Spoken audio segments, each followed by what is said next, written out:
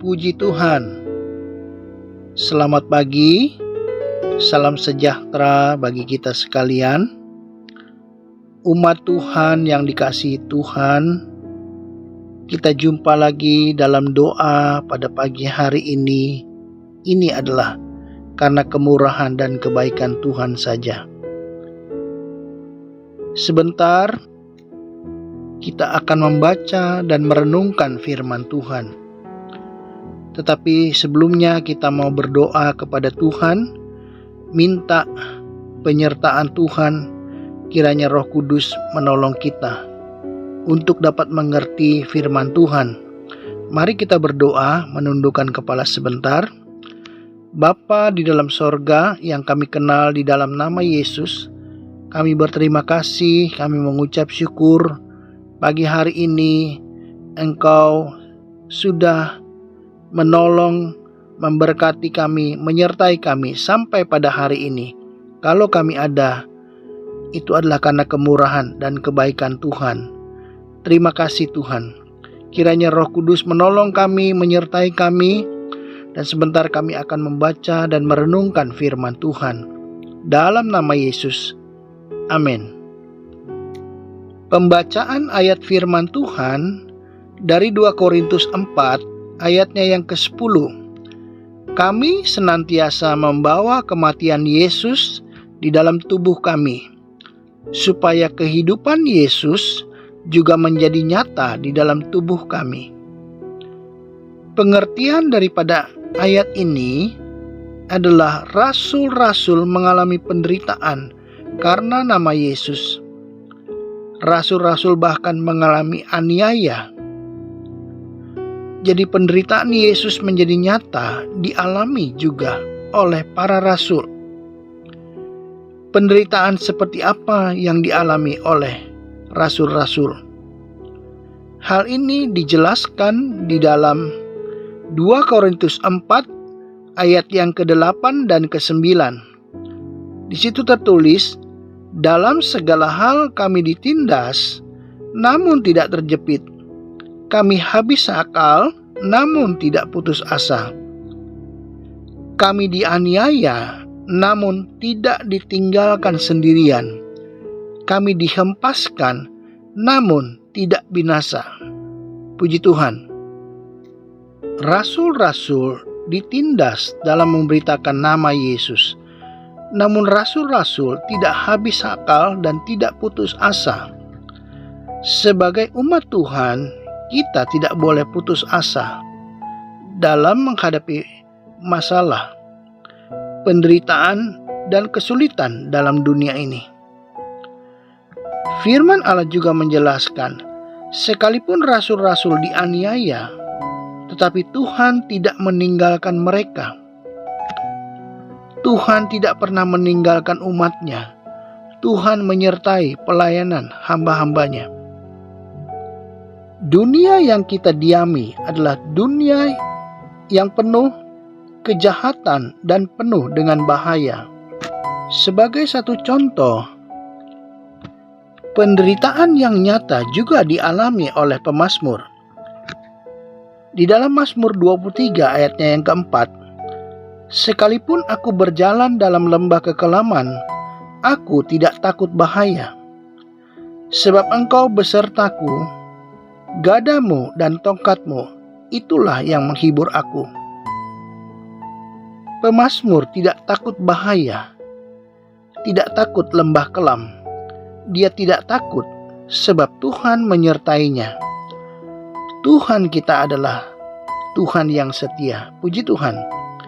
Ada kuasa Tuhan sehingga pemazmur dapat melewati hal-hal yang berbahaya dalam hidupnya.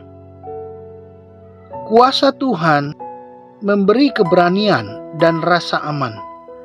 Bahkan kuasa Tuhan sanggup menghibur pemazmur dalam kesesakan. Puji Tuhan. Di dalam 1 Korintus 1 ayatnya yang ke-9, di situ tertulis, Allah yang memanggil kamu kepada persekutuan dengan anaknya, Yesus Kristus, Tuhan kita, adalah setia. Kesetiaan Yesus menjadi nyata. Biarlah kasih Yesus menjadi nyata. Apa yang Yesus contohkan menjadi nyata. Penderitaan Yesus menjadi nyata. Kalau kita mengalami penderitaan seperti yang Yesus rasakan. Di dalam 2 Korintus 4 ayatnya yang ke-11, sebab kami yang masih hidup ini terus-menerus diserahkan kepada maut karena Yesus, supaya juga hidup Yesus menjadi nyata di dalam tubuh kami yang fana ini. Mungkin ada di antara kita yang menderita. Kita harus ingat bahwa Tuhan Yesus sudah lebih dahulu menderita bagi kita. Sekalipun penderitaan yang kita alami menjadi nyata, kesusahan, sakit penyakit, masalah keluarga, masalah pekerjaan, dan masalah keuangan, mari kita hadapi masalah-masalah hidup dengan iman dan ucapan syukur. Kita harus nyatakan iman dan ucapan syukur kita kepada Tuhan seperti yang dijelaskan di dalam Filipi 4 ayatnya yang ke-6. Janganlah hendaknya kamu khawatir tentang apapun juga, tetapi nyatakanlah dalam segala hal keinginanmu kepada Allah dalam doa dan permohonan dengan ucapan syukur. Puji Tuhan. Sekalipun penderitaan kita nyata, jangan kita takut, jangan khawatir. Nyatakan iman kepada Allah, nyatakan keinginan kita kepada Tuhan. Mulailah berdoa, berseru-seru kepada Tuhan, dan ucapkanlah syukur, maka Tuhan akan menolong kita. Puji Tuhan. Kiranya Tuhan memberikan kekuatan bagi kita. Biarlah nama Tuhan dipermuliakan dalam hidup kita. Amin. Kita mau berdoa syafaat. Tuhan Yesus, kami datang ke hadirat-Mu. Hamba berdoa bagi setiap mereka yang mengikuti doa pada pagi hari ini.